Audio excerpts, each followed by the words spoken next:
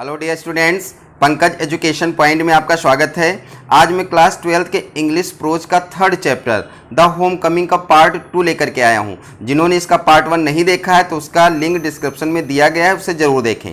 तो आइए आज उससे आगे शुरू करते हैं। When Phatik came into the house his mother शाहिम।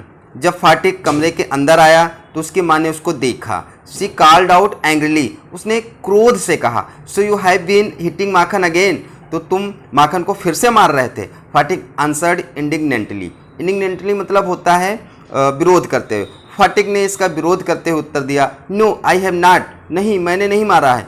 Who told you that. तुमसे किसने कहा है। His mother shouted. उसकी माँ ने चिल्ला करके कहा, डोंट टेल लाइज। झूठ मत बोलो। You have. तुमने माखन को मारा है। फाटिक सेड सडनली। फाटिक ने तुरंत कहा, आई टेल यू, मैं तुमसे कहता हूँ, आई हैव नॉट, मैंने नहीं मारा है। You ask Makhan. तो माखन से पूछ लो। But Makhan thought it best to stick to his previous statement. लेकिन माखन ने सोचा जो मैंने पहले कहा था वही सबसे अच्छा है। He said. उसने कहा, यस मदर, हाँ माँ, फटिक डिड हिट मी। फटिक ने ही मुझे मारा है। फाटिक्स पेशेंस वाज ऑलरेडी एग्जॉस्टेड। यहाँ पर पेशेंस मतलब धैर्य होता है और एग्जॉस्टेड मतलब छीड़ हो जाना, कम पड़ जाना, समाप्त पड़ जाना। फाटिक का धैर्य पहले ही कम पड़ गया था, छूट गया था, छीड़ हो गया था। He could not bear this injustice. वह इस अन्याय को सहन नहीं कर सका। He rushed at Makhan. वह माखन की तरफ दौड़ा। Hammered him with blows. और उसके ऊपर मुक्के बरसाने लगा, उसको घूंसे से मारने लगा। Take that, he cried, and that for telling lies. मतलब वह माखन पर मुक्कों से मारने लगा और उसने चीख करके कहा, लो, ये भी लो, झूठ बोलने के लिए ये भी लो। His mother took Makhan side in a moment. मतलब इस क्षण माखन की माँ ने माखन का साइड लिया, माखन का पक्ष लिया। And pulled Phatik away beating him with her hands. और फाटिक को अपने हाथों से उसको पीटते हुए खींच लिया, तो माखन से छुड़ा लिया। When Phatik pushed her aside. जब फाटिक ने अपनी माँ को पीछे धक्का दे दिया, मतलब थोड़ा पुश ढकेल दिया, सी साउटेड आउट। तो वह चीखने लगी। उसने चीख करके कहा, व्हाट यू लिटिल विलेन, तुम राक्षस, would you hit your own mother, तुम अपनी माँ को मारोगे। It was just a little critical juncture. यहाँ पर जो क्रिटिकल है, क्रिटिकल मतलब कह सकते हैं संकट में, और जंक्चर मतलब मोमेंट, टाइम। मतलब यह एक थोड़ा सा संकट का समय था, थोड़ा सा नाजुक समय था। That the grey heard stranger arrive. कि उसी क्षण वह अजनबी जिसके बाल ग्रे कलर के थे वो वहाँ पर आ गया। He asked what the matter was. उसने पूछा क्या बात है। फाटिक लुक्ड सीपिश एंड असेंट। यहाँ पर जो सीपिस है, तो सीपिस का मतलब होता है दब्बू कह सकते हैं, भोंदू कह सकते हैं। असेंट मतलब लज्जित। जो इस समय फाटिक था वो दब्बू और लज्जित दिखाई पड़ता था। But when his mother stepped back. लेकिन जब उसकी माँ पीछे मुड़ी and looked at the stranger, उसने अजनबी की तरफ देखा। Her anger was changed to surprise. उसका जो क्रोध था वो आश्चर्य में बदल गया। For she recognised her brother. क्योंकि उसने अपने भाई को पहचान लिया था। And cried. वो थोड़ा से खुशी से उछल करके चीख करके बोली, भाई दादा, क्यों दादा। Where have you come from. आप कहाँ से आए हैं। As she said these words. जैसे उसने ये शब्द बोले, she bowed to the ground. वह जमीन की तरफ झुकी। And touched his feet. और उसके पैर छुए, मतलब अपने भाई के पैर छुए। Her brother had gone away soon after she had married. तो उसकी शादी के बाद उसका जो भाई था वो चला गया था। उसका भाई जो था वो बॉम्बे चला गया था। Bishambar had now come back to Calcutta. और बिशंबर जो उसका भाई था, उसके भाई का नाम बिशंबर था, वो अब कलकत्ता वापस आ गया था। And had at once made inquiries about his sister. मतलब कलकत्ता जब वो वापस आया तो उसने तुरंत ही अपनी बहन के बारे में पूछताछ की। He had then hastened to see her as he found out where she was। और जब उसको पता चला कि वह कहाँ है तो वह शीघ्रता से उससे मिलने के लिए चल पड़ा था। The next few days were full of rejoicing. यहाँ पर जो वर्ड लिखा है रिजॉइसिंग, रिजॉइसिंग मतलब आनंद, खुशी, मतलब अगले कुछ दिन खुशियों से भरे हुए थे। The brother asked after the education of the two boys. मतलब भाई ने उन दोनों लड़कों की शिक्षा के बारे में पूछा, पढ़ाई लिखाई के बारे में पूछा। He was told by his sister that Phatik was a perpetual nuisance. तब उसकी बहन ने उसको बताया कि जो फाटिक है ये लगातार परेशानी देने वाला है, ये लगातार परेशानी देता है। He was lazy, disobedient and wild. मतलब उसने कहा ये जो फटिक है बहुत ही आलसी, डिसोबीडियंट मतलब आज्ञा न मानने वाला और थोड़ा असभ टाइप, जिद्दी टाइप का लड़का है। But Makhan was as good as gold, लेकिन माखन उतना ही अच्छा है जितना कि स्वर्ण होता है, गोल्ड होता है, सोना होता है। As quiet as a lamb, उतना ही शांत है जितना कि कोई मेमना होता है। एंड वेरी फांड ऑफ रीडिंग, और पढ़ने का बहुत ही शौकीन है। मतलब उसकी माँ ने माखन की तारीफ की और फाटिक की बुराई की।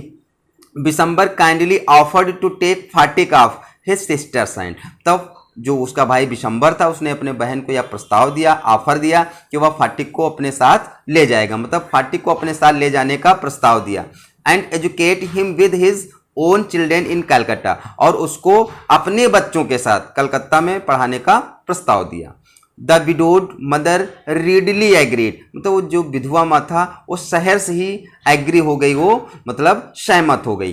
When his uncle asked Phatik if he would like to go to Calcutta with him, जब मामा ने फाटिक से पूछा कि वह उसके साथ कलकत्ता जाना पसंद करेगा, his joy knew no bound, तब उसकी खुशी का ठिकाना नहीं रहा। मतलब जैसे ही मामा ने फाटिक से पूछा कि वह उसके साथ कलकत्ता जाएगा तो मतलब फाटिक बहुत ही खुश हो गया। एंड ही सेड, उसने कहा ओ यस अंकल, उसने कहा हाँ मामा, in a way that made it quite clear that he meant it, मतलब उसने इस अंदाज में कहा हाँ मामा, बहुत खुशी से कहा हाँ मामा, जिससे स्पष्ट रूप से पता चलता है कि उसका क्या मतलब है, मतलब वह मामा के साथ जाना चाहता था। It was an immense relief to the mother to get rid of Phatik, यहाँ पर जो इमेंस है तो इमेंस का मतलब होता है अत्यधिक और रिलीफ मतलब होती है सहायता, यहाँ पर एंड नहीं होगा एन होगा। It was an immense relief to the mother to get rid of Phatik, तो फटिक से छुटकारा पाने के लिए माँ के लिए बहुत बड़ी सहायता थी। She had a prejudice against the boy, मतलब वो उस लड़के के प्रति थोड़ा पक्षपात रखती थी। And no love was lost between the two brothers, और दोनों भाइयों के मध्य कोई भी प्रेम खोने वाला नहीं था, मतलब ये कहा जा रहा है कि उन दोनों भाइयों के अंदर कोई प्रेम था ही नहीं, तो उसमें खोने की कोई बात ही नहीं थी। वैसे क्या है कि भाइयों के अंदर अगर प्रेम होता तो एक भाई बिछड़ रहा था तो उनका प्रेम कम हो जाता, लेकिन ऐसा कुछ नहीं था, तो दोनों भाइयों के मतलब बीच में कोई प्रेम था ही नहीं। और माँ भी वैसे भी उस लड़के को पसंद नहीं करती थी। She was in daily fear, वो हमेशा इस डर में रहती थी that he would either drone Makhan someday in the river, कि कहीं ऐसा ना हो कि वो माखन को किसी दिन नदी में डुबो दे, or break his head in a fight, या फिर लड़ाई में उसके सिर को फोड़ दे, or run him into some danger or other, या फिर उसको किसी अन्य खतरे में डाल दे। हमेशा उसको यही डर सताया करता था। At the same time she was somewhat distressed to see Phatik's extreme eagerness to get away, यहाँ पर एक्सट्रीम मतलब होता है अत्यधिक और ईगरनेस मतलब उत्सुकता, मतलब इस समय जब उसने फाटिक के अंदर वहाँ से जाने की इतनी अधिक उत्सुकता देखी तो वह थोड़ा सा डिस्ट्रेस हो गई, थोड़ा सा परेशान हो गई, थोड़ा सा दुखी हो गई। Phatik as soon as all was settled, मतलब यह बात तय हो जाने के बाद कि वह अपने मामा के साथ जाएगा, kept asking his uncle every minute, वह प्रत्येक मिनट प्रत्येक हर मिनट में अपने मामा से पूछता था when they were to start, कि वो कब चलेंगी, वो कलकत्ता कब चलेंगे। He was on pins and needles, यहाँ पर जो वर्ड लिखा है पिंस एंड नीडल्स, तो पिंस एंड नीडल मतलब कहते हैं चुभन, चुभन कह सकते हैं। All day long with excitement, अब क्या है कि पूरा दिन हमेशा उसके अंदर एक चुभन बनी रहती थी। चुभन क्या मतलब उत्सुकता की चुभन बनी रहती कि वो कब यहाँ से जाएगा। एंड ले awake most of the night, और अधिकतर वो रात में जागा ही रहता था। मतलब ये होता है कि जब किसी को सुबह कहीं जाना होता है तो उसे रात में नींद नहीं पड़ती, तो उसको भी रात में नींद नहीं पड़ रही थी। वो सोचा था कब हम जाएंगे अपने मामा के साथ, कब हम जाएंगे। ही बिक्विटेड टू माखन, यहाँ पर जो वर्ड लिखा है बिक्विटेड मतलब होता है वसीयत कर देना, वसीयत कर देना। इन पिटपिट्यूटी हिज फिशिंग रॉड, इन लिखा है पिटपिट्यूटी मतलब होता है हमेशा के लिए, और फिशिंग रॉड मतलब मछली पकड़ने की बंसी, मतलब उसके पास जो उसकी सामग्री थी उसने सब कुछ हमेशा हमेशा के लिए माखन को वसीयत कर दी थी। अब उसकी सामग्री क्या थी, हिज फिशिंग रॉड, उसकी मछली पकड़ने वाली जो राड थी, बंसी थी, हिज बिग काइट, उसकी जो बड़ी पतंग थी, एंड हिज मार्बल्स, उसके जो कंचे थे, उसने हमेशा हमेशा के लिए किसको दे दिए, माखन को दे दिए। Indeed at this time of departure his generosity towards Makhan was unbounded, वास्तव में इस समय मतलब प्रस्थान के समय जब वो यहाँ से जा रहा था तो माखन के प्रति जो उसकी दयालुता थी, माखन के प्रति जो उसकी उदारता थी उसकी कोई सीमा नहीं थी। मतलब ये कहा कि अभी तक वो दोनों आपस में नफरत करते थे, अब जब वो फाटिक माखन से दूर जा रहा है तो उसने अपनी सारी सामग्री फाटिक को दे दी कि ये ले लो, ये हमेशा हमेशा के लिए ले लो। मतलब उसको ऐसा लग रहा था जैसे वो यहाँ से हमेशा के लिए जा रहा था। When they reached Calcutta, जब वे कलकत्ता पहुंचे, Phatik made the acquaintance of his aunt for the first time. यहाँ पर एक्वेंटेंस मतलब होता है जान पहचान। तब फाटिक की अपनी मामी से पहली बार मुलाकात हुई। She was by no means pleased with his unnecessary addition to her family. लेकिन उसकी मामी बिल्कुल भी खुश नहीं हुई क्योंकि उसके परिवार में एक अनावश्यक बोझ बढ़ रहा था। She found her own 3 boys quite enough to manage without taking anyone else. मतलब वो पहले से उसके जो 3 बच्चे थे उसको मैनेज करना उसके लिए कठिन था, अब ये एक अतिरिक्त आ गया। And to bring a village lad of 14 into their midst was terribly upsetting. और उन तीनों के मध्य में एक 14 वर्ष का गांव का लड़का आ जाना उसके लिए बहुत बड़ी परेशानी की बात थी। Bishambar should really have thought twice before committing such an indiscretion. ये जो लिखा है इंडिस्क्रेशन मतलब अविवेकी कह सकते हैं। मतलब इस अविवेक से भरे हुए कार्य करने से पहले बिशंबर को 2 बार सोचना चाहिए था, 1-2 बार सोच लेना चाहिए था कि वो जो करने जा रहा है वो सही है या गलत। आगे विद्यार्थी देखेंगे ये जो है इन दिस वर्ड ह्यूमन अफेयर्स, ये जो पैसेज है बहुत ही इंपॉर्टेंट है, अक्सर पूछा जाता है तो इसको ध्यान से रखेंगे। In this world of human affairs there is no worse nuisance than a boy at the age of 14। ये कहा गया कि ये जो मानव का संसार है, जो संसार है इसमें जो 14 वर्ष का लड़का होता है इससे बड़ी बाधा और कोई नहीं होता है।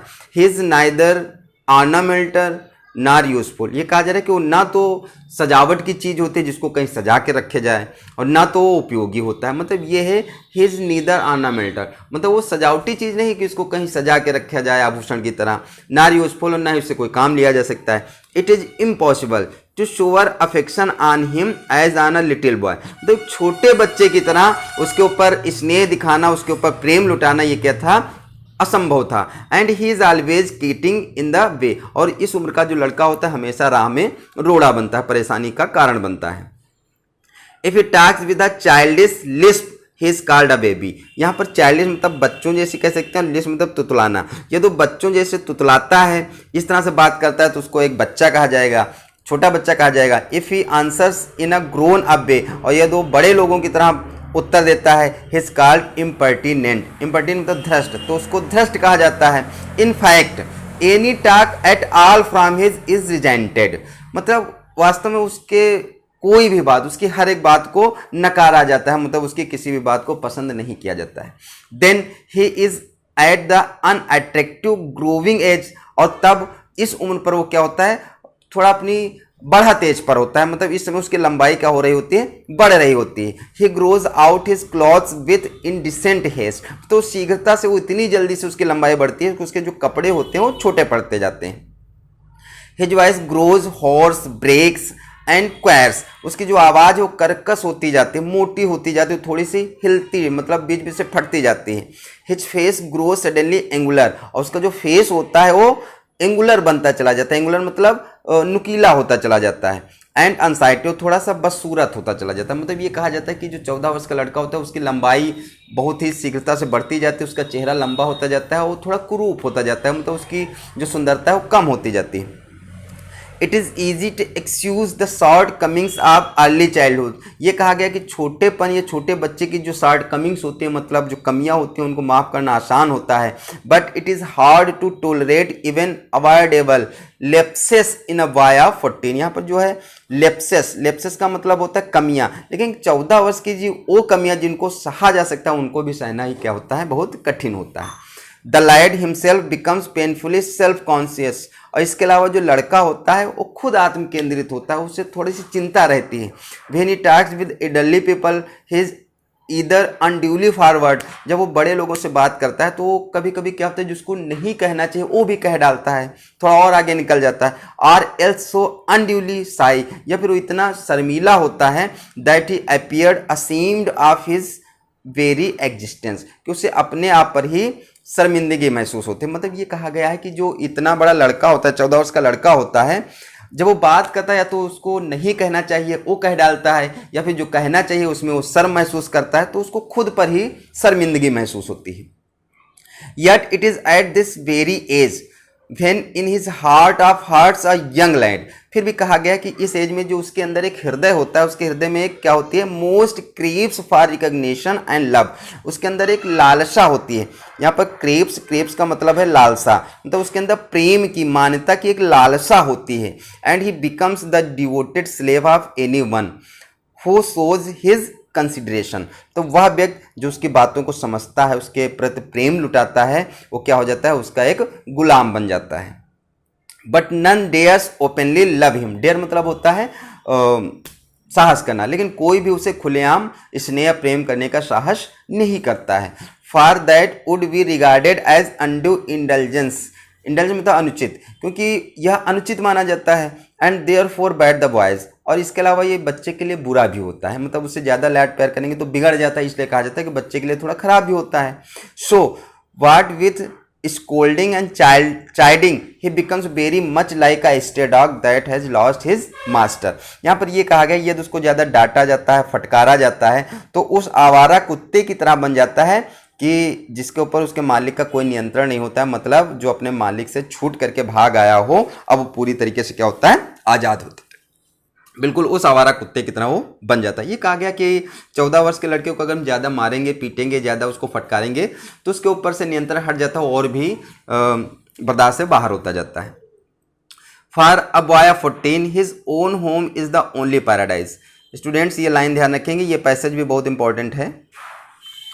For a boy of 14 his own home is the only paradise. ये कहा गया कि 14 वर्ष को जो लड़का होता है उसका घर ही उसका स्वर्ग होता है। To live in a strange house with strange people is little sort of torture. Torture मतलब प्रताड़ना, मतलब अजनबियों के साथ रहना, अजनबियों के घर में रहना, उसके साथ थोड़ी सी प्रताड़ना जैसी बात होती है। मतलब जो 14 वर्ष का लड़का होता है उसे अपना घर ही प्यारा होता है, उसे दूसरों का घर अच्छा नहीं लगता है। While the height of bliss is to receive the kind looks of women. और यह तो दूसरे के घर में रहता भी है तो उसके लिए सबसे अच्छी बात यह होती है कि उसके उस महिलाओं का प्रेम मिले। And never to be slighted by them, और उनके द्वारा उनको अपमानित न किया जाए, उनकी उपेक्षा न किया जाए। मतलब ये कि अगर इतने वर्ष का लड़का किसी दूसरे के घर में रहता है और उस घर की महिलाएं यदि उसको सम्मान करती हैं, उसे प्रेम करती हैं, तो थोड़ा उसको अच्छा महसूस होता है। It was anguish. एंग्विश मतलब होता है पीड़ा, कष्ट, दर्द।